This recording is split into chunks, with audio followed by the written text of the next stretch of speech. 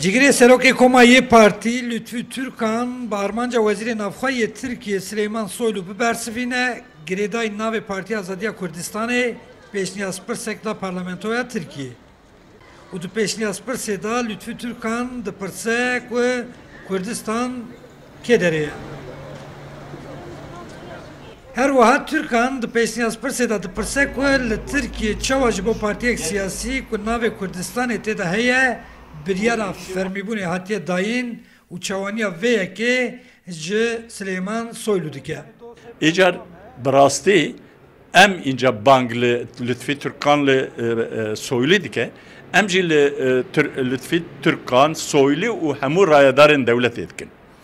Em dibêjin Lütfî Türkan eger ku nizanve Kurdistan kurê ye, bira ji wan kalkê xwe bipirse. Ku Türk ve bira ji wan kalkê xwe bipirse, bira ji Selçukiya bipirse, wana digo Kurdistan.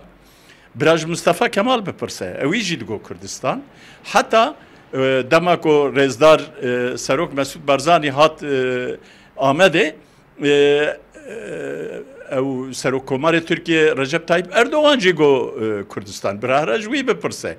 Îcar wala Kurdistan heye, Kurdistan tê nas kirin, Serokê Kurdistana Başûr wek serokê wana di asta herî bilind da li Londonê û li Washingtonê û li Berlînê û li hemû wan ewkê dinyayê em bêjin paytextên dinyayê tên pêşwazî kirin. Ala Kurdistanê di nav alên dinyayê da tê liba kirin. Viya gere bivînin li ber çavê xwe.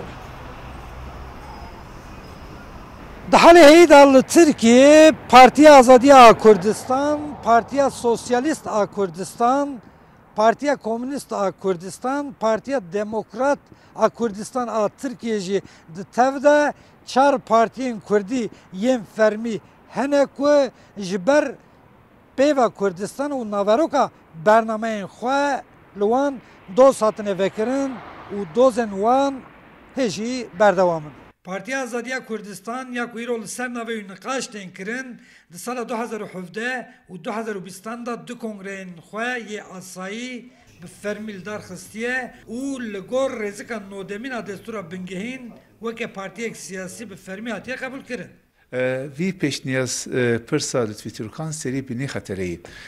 Çimkî gora Kanûnê Bingehîn û gora Peymana Ewropa partiyê siyasî mafê wanê ji bo fikrê gelek zêdeyî.